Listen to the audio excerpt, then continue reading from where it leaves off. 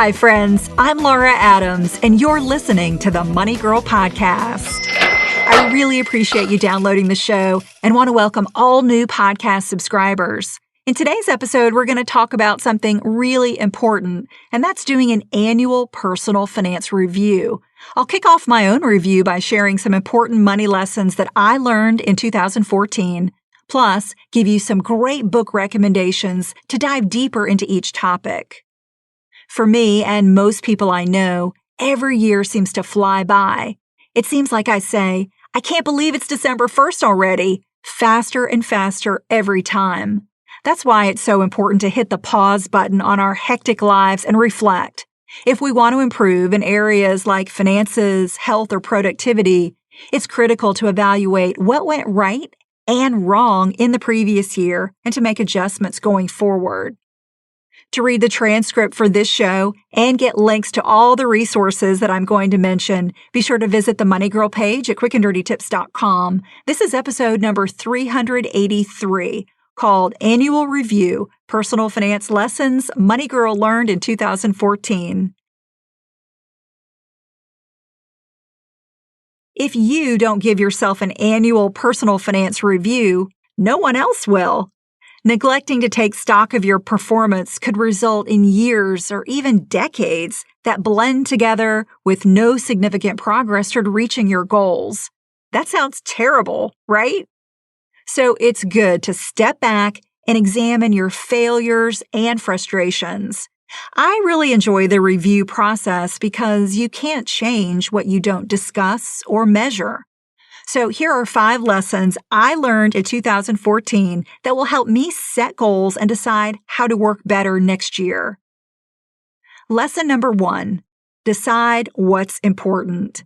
The concept of focusing on one thing is pretty simple, but it became crystal clear to me after reading a book called The One Thing, The Surprisingly Simple Truth Behind Extraordinary Results by Gary Keller and Jay Papasan.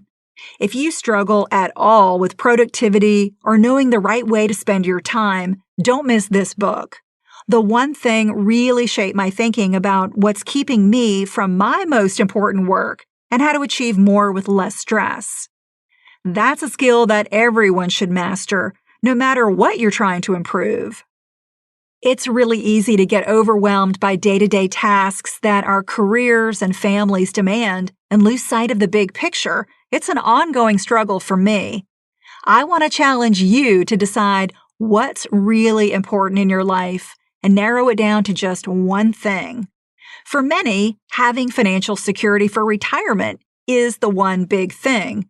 In other words, having plenty of money that allows you the option to quit working and kick back by a certain age or date.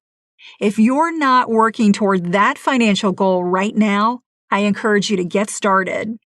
Once you're clear about achieving one main thing, you work backward to chunk it down into smaller goals that become your one thing, and then individual tasks that become your one thing each day. The book does a great job of laying it out for you. Lesson number 2, leverage your time. You've probably heard the saying, time is money. Well, time is actually much more valuable than money in my opinion because you can never get it back. You can always earn more money, but time is always used up. So I've learned to guard my time like a junkyard dog. Unfortunately, that means I have to say no to opportunities and projects more often than I say yes. But once you're clear about what's most important to you, it gets easier to turn down anything that might derail you from success. Here's a quick and dirty tip. Consider outsourcing just about anything that someone else can do cheaper or better than you. To dive into the world of outsourcing and what's really possible, I highly recommend a book called The 4-Hour Workweek: Escape 9 to 5, Live Anywhere, and Join the New Rich by Tim Ferriss. For instance, let's say you earn about $30 an hour and don't like doing jobs around your home or know they take you way too long. If you can pay someone $15 an hour to do something better or faster than you, such as house cleaning, laundry, or yard work, it's probably a wise expense. The idea is that outsourcing personal or business tasks can help you earn more, stay organized, and increase productivity, so you stay focused on accomplishing your one thing. Leveraging your time includes not only becoming more productive personally, but also knowing how and when to leverage other people's time for a fair price. That's a win-win for you and the other people who specialize in the type of work that you want to accomplish. If you want to know the best financial and productivity tools that I use to save time and money, check out my tools page at lauradadams.com. Lesson number 3, brainstorm solutions. There are few inventors who create prolifically in a vacuum. Most innovative people and companies rely on brainstorming sessions to come up with new solutions to problems. If you're frustrated about not having the financial, health, work, or business success that you want, consider creating or joining a mastermind group. A mastermind group is also known as a peer success group. It's a group of people who have a common goal, such as becoming an entrepreneur, building wealth, or getting in shape. The group meets in person or remotely on a regular basis to discuss challenges, questions, and solutions, so everyone benefits from the collective knowledge. I have to admit that I've never been a part of a formal mastermind group.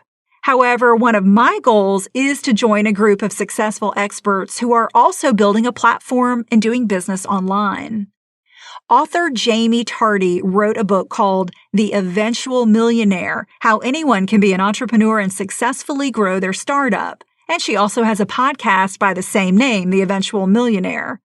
The book shows you how to achieve goals and take control of your money and lifestyle. Chapter 5 is all about the power that mentors, masterminds, and networking can have on your success. Please check it out. Lesson number 4, spend mindfully. I've gone through years when I didn't have much money to spend on things like nice clothes or electronic gadgets, and others when I had plenty of money and loaded up on stuff. So I can tell you from personal experience that spending money does not buy happiness, at least for very long. We typically anticipate being thrilled to have those new shoes or that new computer. But once you have them, the thrill does wear off quickly, no matter how much they cost or how long you wanted them. Various studies have shown that spending on experiences or on other people rather than on material things is key to happiness. That's because memories of places, stories about people, and helping others never gets old. Now, don't get me wrong, having money can make you more satisfied with life. However, people with more money are not happier from moment to moment than those with less. Therefore, make a goal to spend money mindfully and in ways that will truly increase your happiness. Remember that the cost of small things adds up over time. Those impulse buys may rob you of the ability to invest, build wealth, and have financial security. I'll give a shameless plug for my own book, Money Girls Smart Moves to Grow Rich, for more about this lesson. I cover spending and your money mindset in Chapter 1. You can download both Chapter 1 and Chapter 2 for free at smartmovestogrowrich.com. And finally, lesson number 5, find and develop strengths. Consider what types of work or projects make you happy or allow you to succeed. If you're not sure, consider what you'd like to be good at. Maybe getting better will require going back to school, changing jobs, or doing work for free on the side. A wonderful book to help find your calling is 48 Days to the Work You Love, Preparing for the New Normal. Author Dan Miller also has a podcast by that name that's been around since 2006. His show, 48 Days, was actually one of the very first podcasts that I ever subscribed to, and it's terrific. Dan has a knack for helping you see patterns in your skills, personality, values, and passions that point you in the direction of a meaningful career. The best way to live up to your true potential and earn more money is to figure out what you do best. So join me by taking some time to give yourself an honest annual review. Challenge yourself to make tough decisions that might be uncomfortable in the short term, but could really improve your financial well-being in the long run. I believe that being in control of your destiny can also make you happy. So, in the new year, make a commitment to do something that really matters to you. To recap the lessons I learned in 2014, they are: number 1, decide what's important. Number 2, leverage your time. Number 3, brainstorm solutions. Number 4, spend mindfully. And 5, find and develop strengths. To connect on social media, you'll find Money Girl on Facebook, Twitter, and Google+. Also, subscribe to the free Money Girl newsletter for more money tips and advice.